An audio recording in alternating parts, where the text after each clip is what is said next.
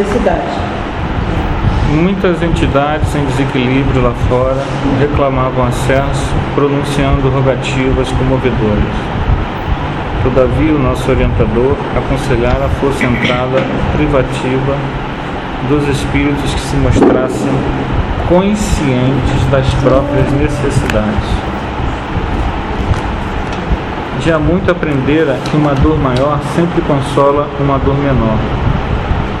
E limitava-me a pronunciar frases curtas para que os infelizes ali congregados encontrassem reconforto uns com os outros, sem necessidade de doutrinação de minha parte. Conduzindo-me nesse modo, pedi a uma das irmãs presentes, em deploráveis condições perispíricas, expor-nos por gentileza a experiência de que fora objeto.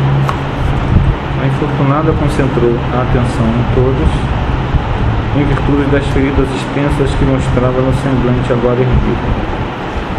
Ai de mim, começou penosamente, ai de mim, a quem a paixão cegou e venceu, transportando meu suicídio. Mãe de 2 filhos, não suportei a solidão que o mundo me impusera com a morte de meu marido tuberculoso. Ceguei os olhos ao campo de obrigações que me convidavam ao entendimento e sufoquei as reflexões ante o futuro que se avizinhava. Olvidei o lar, os filhos, os compromissos assumidos e me precipitei no vale fundo de sofrimentos inenarráveis. Há 15 anos vagueio sem pouso, a feição da ave imprevidente que aniquilasse o ninho. Leviana que fui, quando me vi só e aparentemente desamparada, entreguei meus pobres filhos a parentes caridosos e sorvi, louco, o veneno que me desintegraria o corpo menosprezado. Supunha reencontrar o esposo querido ou chafurdar-me no abismo da inexistência. Todavia, nem uma realização, nem outra me surpreenderam o coração. Despertei sob denso nevoeiro de lama e cinza, e debalde clamei socorro. A face dos padecimentos que me asfixiavam, coberta de chagas, qual se o tóxico letal me atingisse os mais finos tecidos da alma, gritei sem destino certo.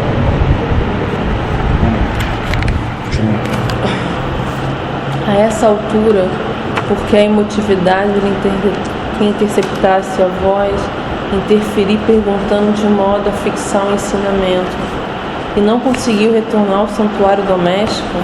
Ah, sim, fui até lá, informou interpelada, tentando dominar-se. Mas para acentuar minha angústia, o toque de meu carinho nos filhos amados que confiara a parentes próximos provocaram-lhes aflição e enfermidade. As irradiações de minha dor lhe alcançavam os corpos tenros, envenenando-lhe a carne delicada através de respiração. Quando compreendi que a minha presença lhe inoculava pavoroso vírus fluídico, deles fugi aterrada e preferi suportar o castigo de minha própria consciência isolada e sem rumo que afligir e sofrimento sem causa.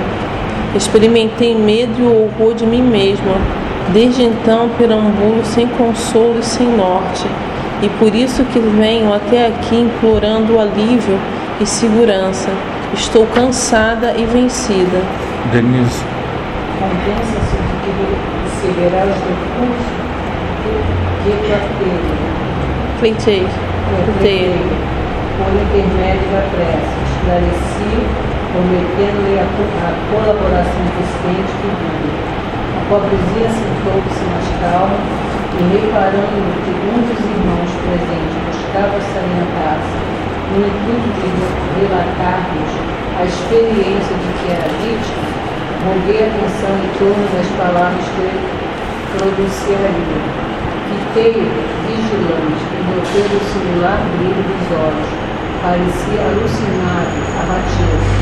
Com a expressão típica da loucura, cronificada, falou assim: permite-me indagar?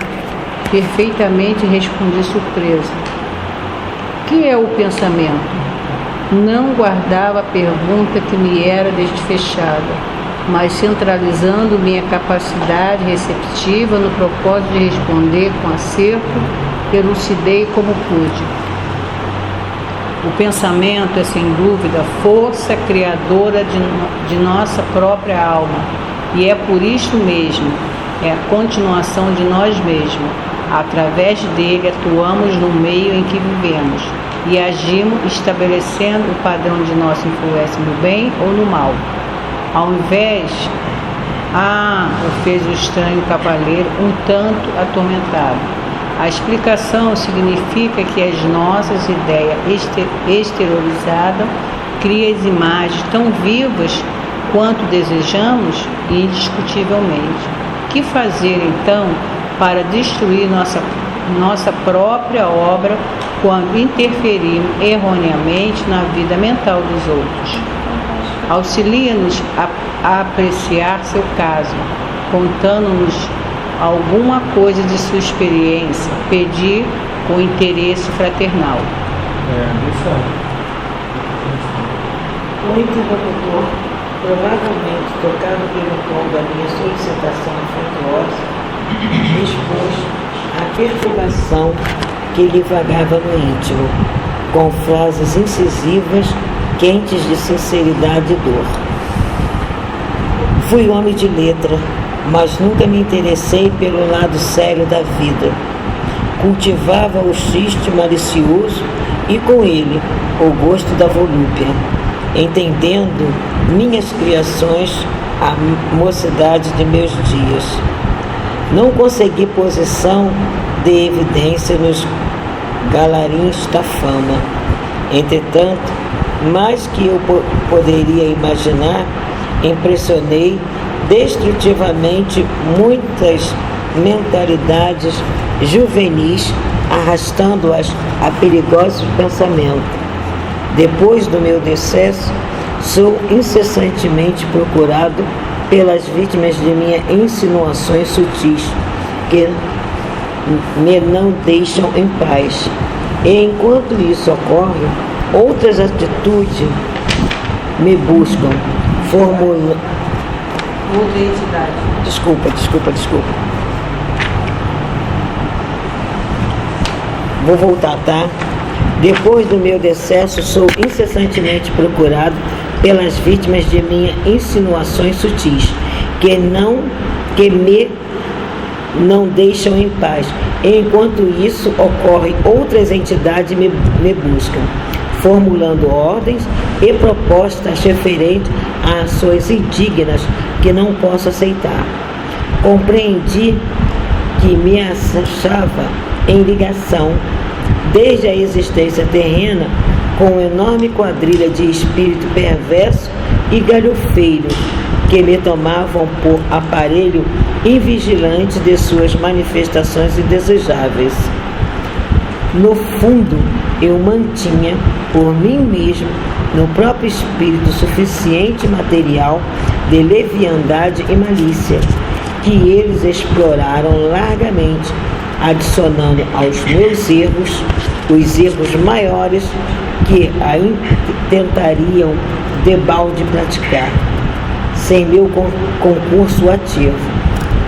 Acontece, porém, que, abrindo meus olhos à verdade na esfera em que hoje respiramos, em vão busco adaptar-me a processos mais nobres da vida. Tá bom. Ana, já achou? Pode continuar. Quando não sou atribulado por mulheres e homens que se afirmam prejudicados pelas ideias que lhes infundem, na romagem carnal, certas formas estranhas me apoquentam o mundo interior, como se vivessem incrustadas à minha própria imaginação.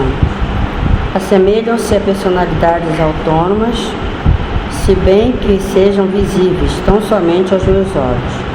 Falam, gesticulam, acusam-me e riem-se de mim. Reconheço-as sem dificuldade.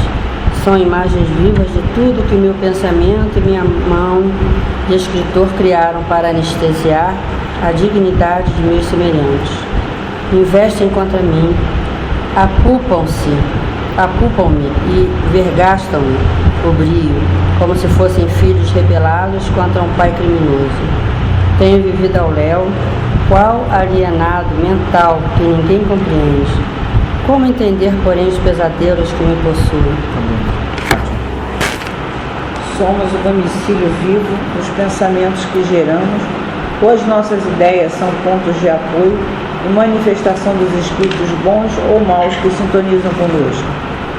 Havia nos ouvintes significativa expectação, não obstante a calma reinante. O infeliz deixou de falar titubeante. Demonstrava-se atormentado por energias estranhas ao próprio campo íntimo, apalermado e trêmulo à nossa vista. Fitou em mim os olhos esgazeados de esquisito terror e, correndo aos meus braços, bradou: Ei-lo que chega por dentro de mim. É uma das minhas personagens na literatura feicenina. Ai de mim, acusa-me, gargalha irônica e tem as mãos crispadas. Vai enforcar-me. Alçando a destra a garganta, denunciava aflito: serei assassinado, socorro, socorro. Tá bom. Termina aí? Nos dá conhecimentos avançados sobre a autoobsessão. Isso aqui é um caso de autoobsessão. Isso aqui é uma forma-pensamento. Isso aqui é um caso clássico de forma-pensamento que gera o quê? Autoobsessão. Ele escreveu obras literárias e é assombrado pelos personagens que ele criou. Como é que pode isso? Um personagem que ele criou o obsidia? Como é que é isso? Isso é auto-obsessão. Essas imagens são imagens que ele criou com seu pensamento. Por isso que ele pergunta a André Luiz: o que é o pensamento? No Tibete há uma técnica chamada tulpa. O que são as tulpas? Os tibetanos conhecem a arte de criar forma-pensamento, e essas formas-pensamento, elas estão na raiz de muitos trabalhos mágicos. Então esse conhecimento, ele é um conhecimento que apesar de nós citarmos, nós não temos noção do alcance desse processo, porque o pensamento, ele não some da gente quando a gente cria. Como André Luiz diz aqui,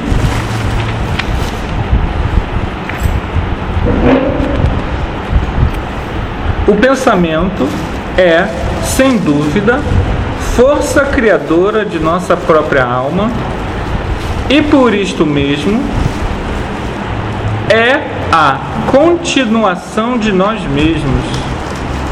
Através dele, atuamos no meio em que vivemos e agimos, estabelecendo o padrão de nossa influência no bem ou no mal.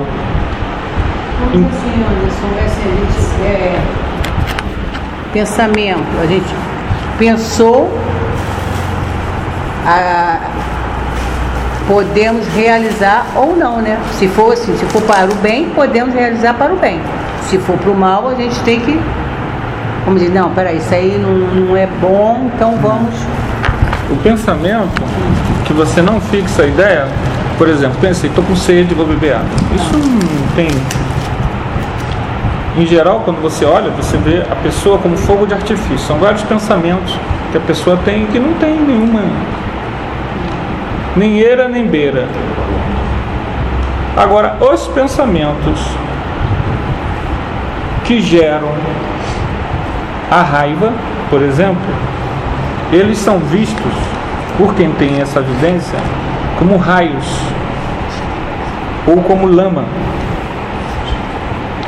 O pensamento, quando vitalizado por uma emoção ou um sentimento, ele ganha tonalidade e cor e vibração e cheiro. Então, um local em que os pensamentos gerados são continuamente ligados a uma determinada temática, ele terá uma ambiência, independente de espírito, uma ambiência relacionada àquela temática. Então, o ambiente de uma universidade, de uma sala de aula de uma universidade, ela vai ser um ambiente propício ao estudo, porque ali está sendo alimentado continuamente ideias, forma pensamento relacionado ao estudo. Então a cabeça da pessoa flui melhor. E outros locais, um local em que você tem músicas de Beethoven belíssimas, com muita constância, você gera uma ambiência elevada. Quando você cria uma obra literária nobre, você enobrece a cabeça das pessoas. Isso faz com que as pessoas cresçam, e as vibrações positivas disso te atingem. Mas quando você cria alguma coisa que gera nas pessoas angústia, dúvida, medo, desejo, isso te atinge, esteja encarnado ou desencarnado. Porque de uma certa forma ou de outra, isso é prejudicial. Isso é prejudicial, e a gente está vendo aqui no nosso amigo. Ele criou obras literárias que estimularam a queda e a derrocada moral de muitas pessoas. Essas pessoas, uma vez caindo nas trevas, nas zonas inferiores, vão buscar os responsáveis que moldaram o pensamento. Então ele era aplaudido. As pessoas gostavam da ironia dele. Mas na hora do desencarne eles viram que aquilo ali prejudicou elas vão cobrar. Elas não têm que cobrar nada de ninguém, mas na verdade elas não têm compreensão para isso. E ele está enrolado com essas pessoas. Ele criou um bolsão caro. Ele tem que resolver o problema dele resolvendo o problema dessas pessoas. Vai ser um professor. As pessoas não seriam mais culpadas, porque elas têm um livre-arbítrio. Elas leram a obra porque quiserem. Ele não obrigou ninguém, ele criou. Tudo bem, está errado. Mas elas leram. Mas você é responsável por tudo aquilo que você gera no outro. Não seriam mais culpadas? Não, tudo bem, ele é culpado. Não estou isentando ele, mas estou falando as pessoas, no caso, são as culpadas. Acho que vamos esquecer a palavra culpa. Vamos colocar a palavra responsável. Elas são responsáveis pelas vidas. Cada um de nós é responsável pela sua própria vida. E ele é responsável também pela sua própria vida. E elas não são vítimas, e nem ele. Eles são responsáveis pelos seus atos. A ignorância dele, que é a nossa ignorância, até ontem, fez com que ele semeasse densas nuvens, e ele é responsável por isso. Ele vai ter que, conjuntamente com essas pessoas, ajudar. Muitas vezes, o santo puxa vida. O santo nada mais é do que um literato desse.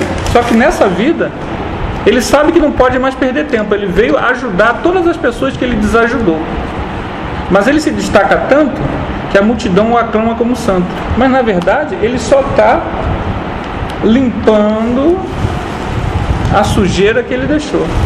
E o mesmo peso daqueles irmãos que fazem músicas falando bem da droga, ensinando o jovem a se drogar, né? O tráfico, essas coisas todas, e responde para a formação daqueles pensamentos, né? A gente percebe também, né, que acontece, né?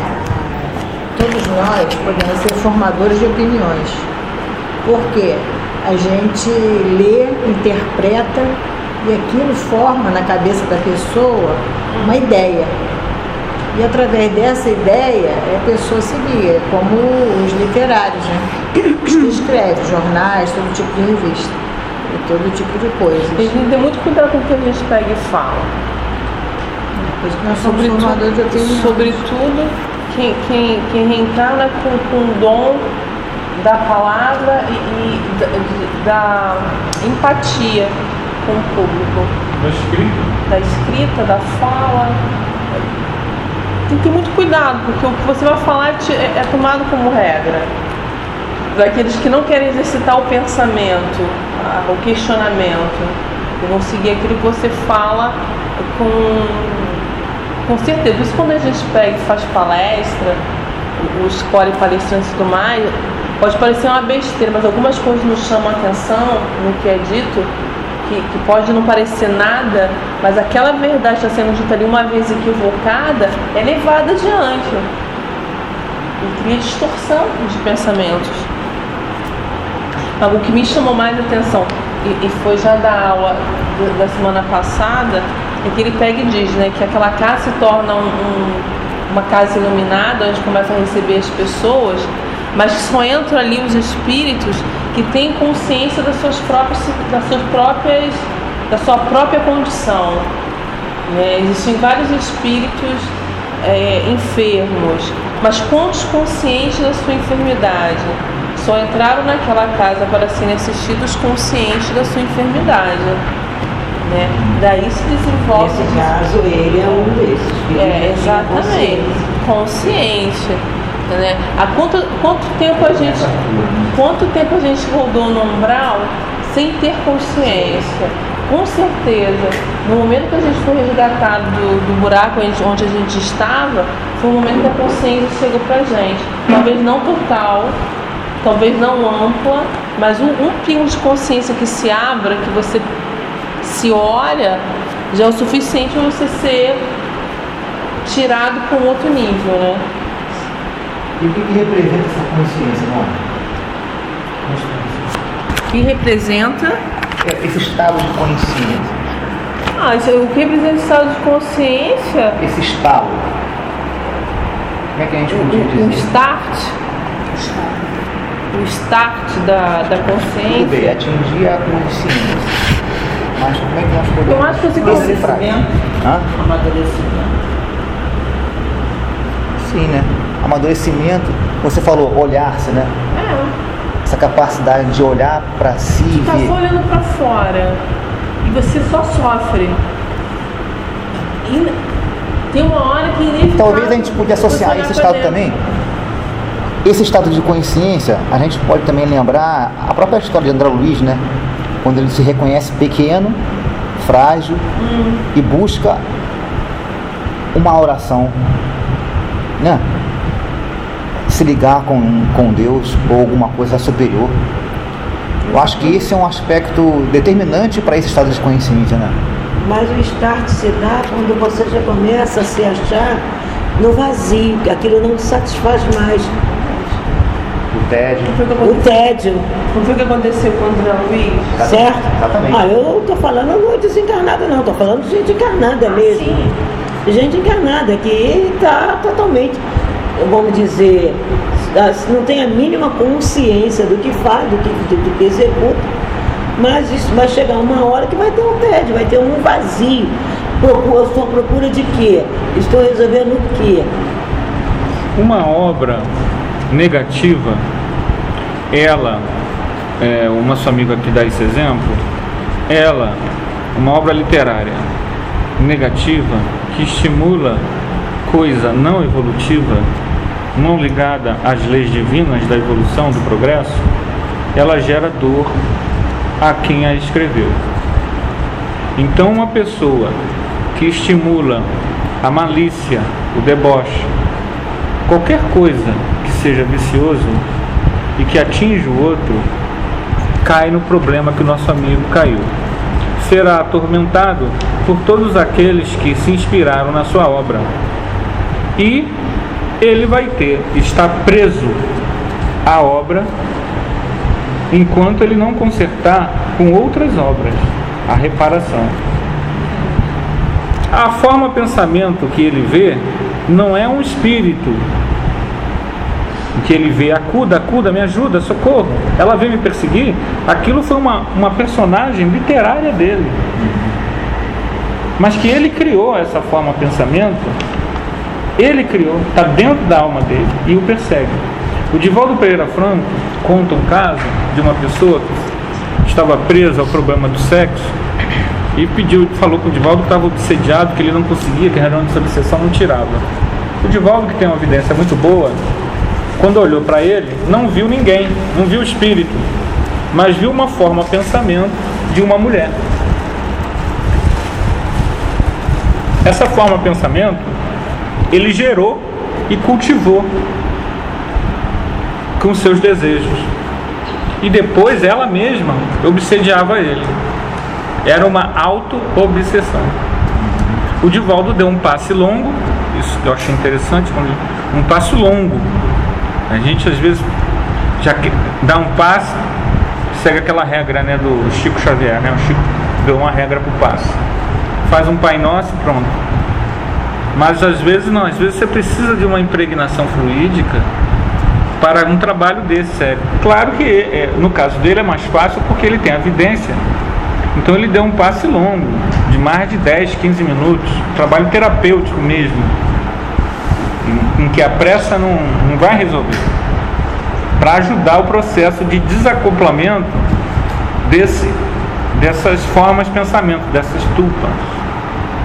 Há um caso que uma ocultista, Dion Fortune, ela usa a técnica de formar um aliado artificial, e esse aliado artificial ganha a forma de um lobo e vai visitar a outra pessoa, e depois orientam ela que aquilo ali era complicado, porque aquela forma de lobo iria atormentar a pessoa e não seria ser fácil de ser destruída, porque ela se alimenta de outras formas de pensamento. Então foi feito todo um trabalho, depois de desassédio, dela, que criou a forma de lobo, sem saber as consequências disso, e a pessoa que foi atingida por aquilo. Então a gente vê que esse que o André Luiz está falando é um conhecimento que ele já diz na década de 40, mas que nós temos muita pouca reflexão sobre ele, né? Outra coisa aqui do texto, a nossa irmã fala da contaminação fluídica. Quando ela volta para encontrar com os filhos, acontece uma contaminação fluídica. Muitas vezes, num passe, você cura doenças físicas. Por quê? Aquela doença física era um contágio obsessivo de um espírito enfermo. Tirou o espírito enfermo, a doença vai embora. Alergias, hanseníase, ela teve paralítica. Ela teve a consciência, ela tomou conhecimento do fato e se conscientizou e se retirou. E tem outros que não têm essa consciência do que está acontecendo e continua dentro de um lar enfermo, vamos dizer, enfermo. Eles não fazem por mal. Eles não fazem por mal. Mas Acha que está ajudando, né? Mas que você quer ficar perto dos seus. Mas acontece, às vezes a pessoa fica paralítica, às vezes a doença da vovó, como é que pode? A vovó morreu e a titia está com a mesma doença. Às vezes a titia está com a mesma doença porque a vovó está ali encostada, é o tal do encosto, né? A gente desencarna e vira encosto. Vira fantasma, vira encosto. Encosta, né? Vira bicho do além. Né? Isso acontece muito, né? É muito comum. Muito comum. Um dia eu vi uma foto na internet com o espírito assim, com o cotovelo aqui assim, encostado assim na pessoa aqui.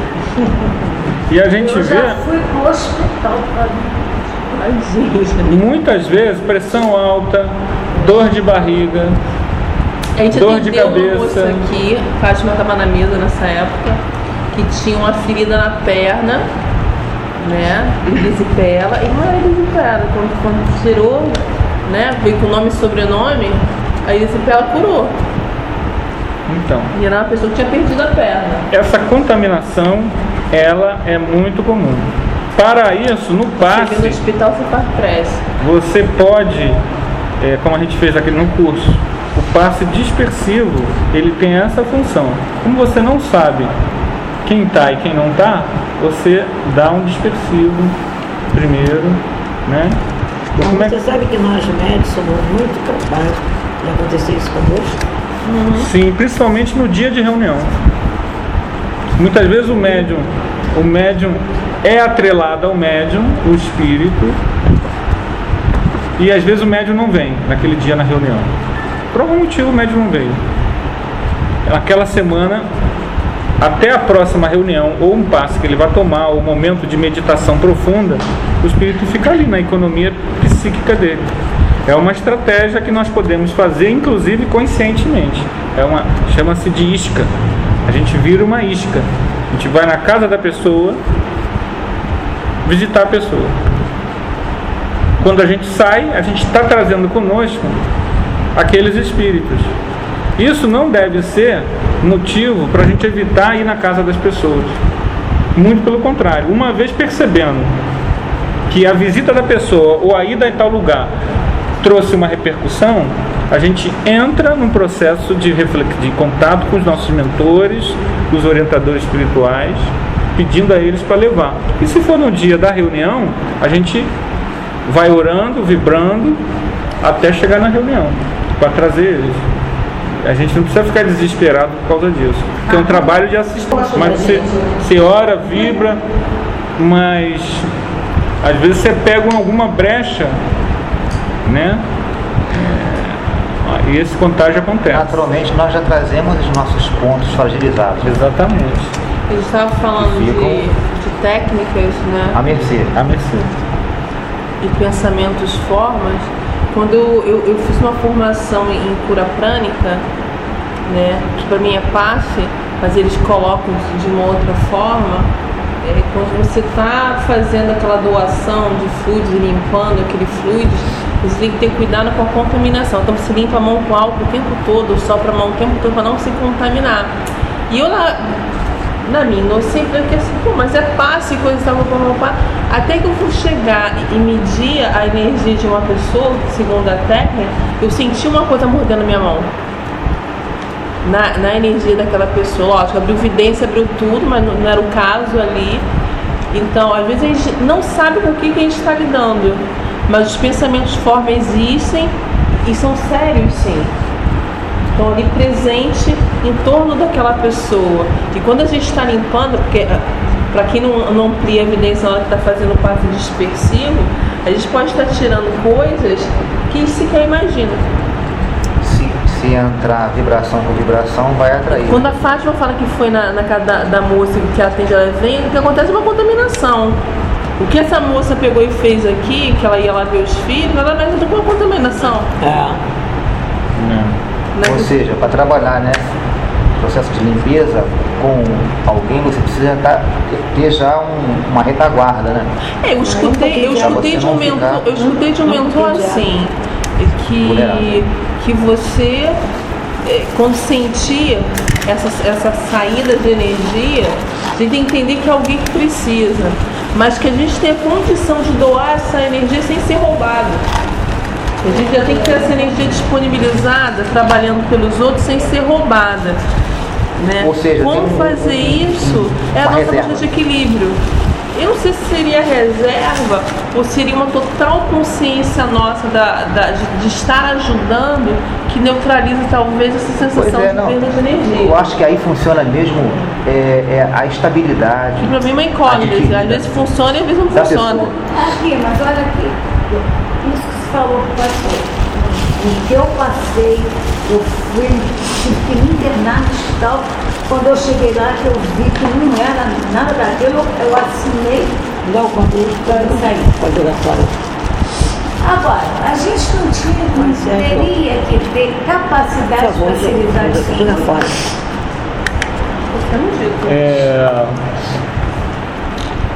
Essa pergunta, né, faltando um minuto, é complicada, mas o que a gente percebe A gente tem muita dificuldade, eu tenho, acredito que a maioria de nós tenhamos, não posso dizer que todos aqui tenham, mas às vezes é muito difícil a gente entender essa questão relacionada a livre-arbítrio.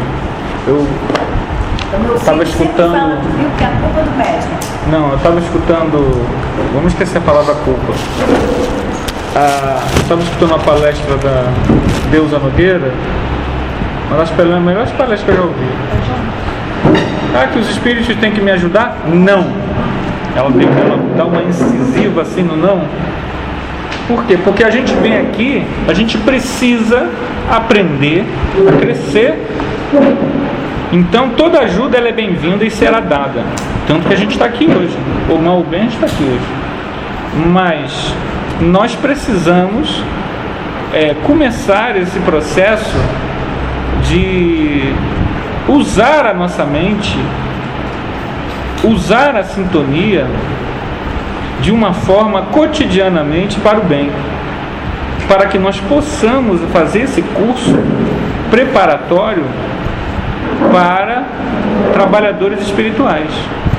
Não quer dizer que isso não vai acontecer eventualmente, que a gente precise tomar um passe, mas a gente precisa estar consciente de que protetor espiritual, anjo guardião, não é ladrão de oportunidade de crescimento. Ele não rouba as oportunidades de crescimento nossas. Então, muitas vezes o que a gente acha que é um infortúnio é um momento em que nos é dado para que nós possamos servir e crescer. Mas eu não consigo. Mas a vida, ela propõe desafios, né? Pra gente. Então, nós devemos ter essa consciência de que acontece esse contágio. O passe é um momento que a gente pode ajudar as pessoas a tirar isso, e nem sempre as pessoas estão conscientes dessa obsessão, seja por contágio de parentes, seja por forma de pensamento gerada pela própria pessoa. Por isso que o altivo falou, e outro dia uma outra trabalhadora, só para encerrar, repetiu, de que muitas vezes a gente não tem ideia do trabalho assistencial que é feito numa reunião de paz. É um trabalho que muitas vezes a gente cura coisas que a gente nem imagina. Então passe não é ritual, é realmente um trabalho que pode estar curando doenças como essa. Gente, vou ficar por aqui, nosso tempo terminou.